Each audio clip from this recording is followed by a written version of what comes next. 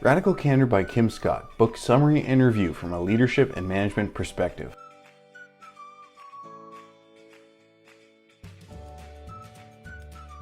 Overview. This book is an outstanding resource for any leader or manager, whether they're a veteran manager or they're just starting out. This book is very tightly packed with tips and ideas. In this summary, I'll summarize the book and then present what struck me as the most important lessons for today's leaders and managers. To give you the most value in about 10 minutes, there's absolutely no way I could include everything that the authors got crammed into this book. I strongly recommend that you read the book for yourself, and there is a link in the description if you haven't picked it up yet. Kim Scott's book, Radical Candor, tells the story of the author's experiences as a senior level manager at Apple and Google and as an entrepreneur at her own companies, including Candor Inc. The lessons she learned from the cultures of those companies, as well as her own unique experiences and perspectives, drove her to embrace a specific management style that she and her team came to know as Radical Candor. The book ruthlessly examines the status quo on several management issues. It uses personal examples from the author's own experiences to highlight the shortfalls of leading and managing in a system where there's no culturally accepted mechanism for pointing out mistakes or driving improvement. The book then makes an argument for a better way. Constant and candid feedback both up and down the chain of command, where all ideas and outputs are honestly and candidly scrutinized and questioned by everyone on the team. This means that if something needs to be said, people are expected to say it. This has the effect of ensuring that exceptional results and outputs take precedent over people's positional authority, egos, or emotions. Finally, the author describes how she has successfully applied these techniques to mentoring direct reports and succession planning, managing remote teams, leading diverse teams from different backgrounds, retention, career growth management with different trajectories, conducting all types of meetings, and many more areas of management and leadership. The author's description of her experiences and the lessons she has learned are deeply personal and powerful. By exposing her own mistakes for analysis in this book, the author is practicing what she's preaching in Radical Candor, which is, don't dish out critical feedback until you show that you're able to receive it from others as well as yourself. Summary of key content from this book for today's leaders and managers. What is Radical Candor? Radical Candor is a style of direct communication. When managers, employees, and peers speak to each other in a radically candid way, they ensure that things that need to be said are said. When team members both care personally and challenge directly, it becomes culturally acceptable or even required to question and challenge anything that doesn't make sense or that is not up to the standard of the team. By focusing on the problems, team members can keep discussions from becoming personal attacks, even while presenting strong arguments. The ultimate goal of Radical Candor is a culture where team members of all levels are empowered and required to ask questions and raise issues to drive continuous improvement. The graph. The author describes a graph with 4 quadrants to help you achieve radical candor on your team while avoiding the pitfalls of obnoxious aggression, ruinous empathy, or the worst, manipulative insincerity. These 4 quadrants are the sum total of 2 variables, caring personally on the Y vertical axis and challenging directly on the X horizontal axis. If you can do both, your personalized and thoughtful feedback will help you achieve radical candor on your team. If you don't care personally but you challenge everything directly, you risk becoming obnoxiously aggressive, bottom right. If you care but you don't challenge, then you are empathetic to a fault, i.e. ruinous empathy, in the top left. Bottom left is the worst of all, manipulative insincerity, which is the opposite of radical candor. Implementing and operationalizing radical candor on your team. Number 1. To implement radical candor on your team, start by explaining it in the 4 quadrants to your team. Number 2.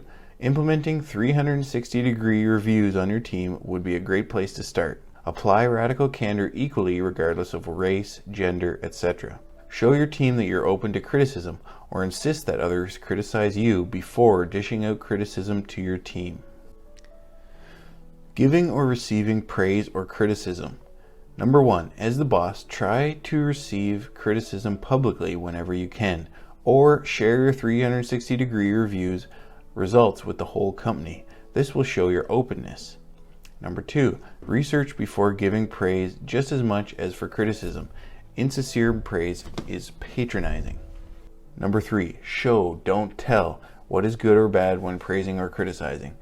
Number 4, give both positive feedback and criticism promptly and accurately. Number 5, take 1 or 2 minutes to give praise, guidance, or criticism right away when it's needed throughout the week. Like brushing your teeth, this routine maintenance is important. It just might save you from a root canal someday. Number 6, praise publicly, criticize privately. Don't wait for quarterly performance reviews to bring up issues to your team. There should be no surprises at quarterly reviews. Leadership advice. General leadership advice. Number 1, don't personalize. Attack the problem, not the person. Say, I think that's wrong, not you're wrong. Number 2, praise the things you want more of. Number 3, study leadership and management and think deeply about the type of leader you want to be. In general, as a manager, don't waste your team's time. Keep the dirt under your fingernails, which means staying current in your profession and do the actual work sometimes. And block time to execute. Listen, be curious, don't micromanage, and show your values by living them, not listing them. Try to find ways to give up on your unilateral authority as the boss and build instead trust-based relationships with your team in which they can take ownership and operate autonomously. Create an environment where you and your team can and do bring your whole selves to work, i.e. team members feel free enough to pour everything that they have emotionally, spiritually, and physically into their jobs. Sometimes a handshake is not enough. Try to be a warm person. If someone is crying and making you uncomfortable, offer to go get them water to break the moment. Never say, don't be sad, don't be mad, no offense, but. Number 11, get to know your team well enough to know when you need to call a timeout and to resolve a conflict personally. 2 types of employees, rock stars and superstars, both vital to a successful team. Rock stars are driven to master a process, program, or technical area and deeply specialize in it. They are technical experts that may stay in the same role for 20 or more years with no desire or sometimes the ability to manage people. Superstars are driven to become managers and leaders. They change positions more frequently and they thrive on challenge and diversity. Both types of employees are managed and developed differently. Both types are vital to top-tier organizations because they need people with the ability to solve any technical problem, i.e. rock stars, and people who can solve any conceptual, organizational, or sales problem or management problem, which are the superstars. The keys to leading these 2 types of employees are 1. Both types need to be recognized and rewarded, including a way for them to earn more pay and career advancement. Number 2. Different people may be different types of employees during different seasons of their lives, depending on their personal situation or their values. Becoming a manager ideally should not be the only path for career advancement in an organization. Some rock stars are not suited for management, and if it's the only avenue open for their advancement, it can lead to career dissatisfaction. Succession planning, retention, and growth management plans. The author explains that creating a culture of radical candor on a team can improve retention.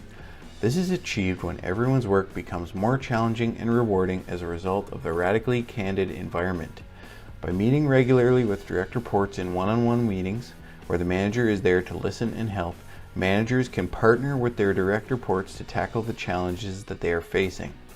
The author suggests that the direct report should set the agenda and primarily focus on challenges or issues for which they need advice or assistance. Everyone on the team should have a growth management plan that is tied to their actual life aspirations. If someone wants to leave and start their own company in 5 years' time, then what positions can they do now at this company that will both help them prepare for their dreams and bring maximum value to their current team? Managers and team members should discuss and understand the growth trajectory that the employee is on and why. This will aid retention and identify potentially mutually beneficial succession planning options. Leading teams from other cultures. The author describes her experience in applying these techniques across cultural boundaries. Instead of using cultural differences as an excuse to avoid the method, it became more necessary to employ direct communication in different ways to ensure success. Hiring. Get multiple opinions. Stick to a 45-minute interview and 15 minutes for notes. Walk the candidate to their car or go for lunch. You never know what they might say or do. Bottom line, if you're not dying to hire someone, then don't make the offer. Firing. Make sure you complete performance improvement plans with anyone on your team who is struggling. Have the PIPs vetted by a lawyer. Use humility when firing. It's not that you suck, it's that this job, the job that I gave you, sucks for you. Consider following up a week after to check in, help them find other work if possible. It's your job as the boss to be honest when things just aren't working out. Scheduling your time as an executive or senior manager. In addition to budgeting time for one-on-one meetings with your direct reports, the author recommends blocking time to think, which is time for critical thinking about strategic problems.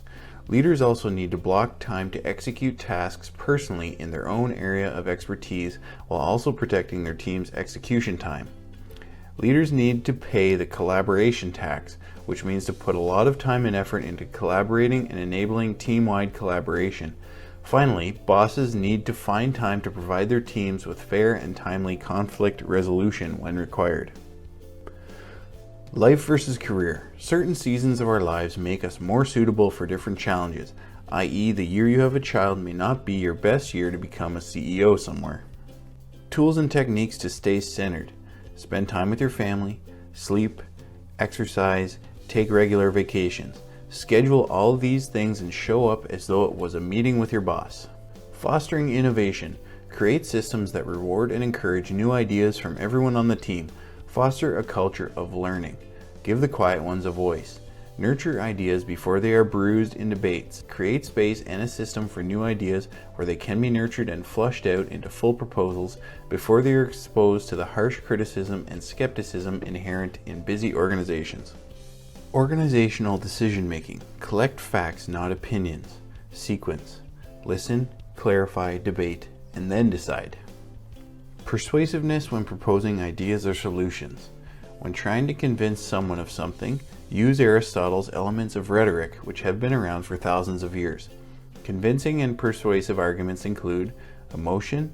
Address the emotions of the listener. If there are emotions tied to a decision, make sure they are addressed or assuaged. Number 2, logic. Just like high school math, show your work. Show that your proposal is manifestly correct. Number 3, credibility. The track record and credentials of the one doing the persuading is important. Conclusion. This book should be considered a must-read for today's leaders and managers, even if you don't agree with all the material or if some of the techniques wouldn't be a good fit for your particular organization. When an organization's culture is underperforming, it can be difficult as a leader and manager to know where to start in order to try to change that culture. This book provides real actionable tips and techniques that could very well plant the seeds of cultural change on your team or organization. It clearly shows that caring personally as well as challenging directly can be combined by a skilled leader or manager to achieve outstanding results. Make sure to check out here at comeworld.ca for a downloadable PDF of this book review and summary with a little bit more detail than I gave here. What are some other leadership and management challenges that you face? Have you tried to apply any of these techniques or tips on your team? What were the results? I'd love to hear about those in the comments below.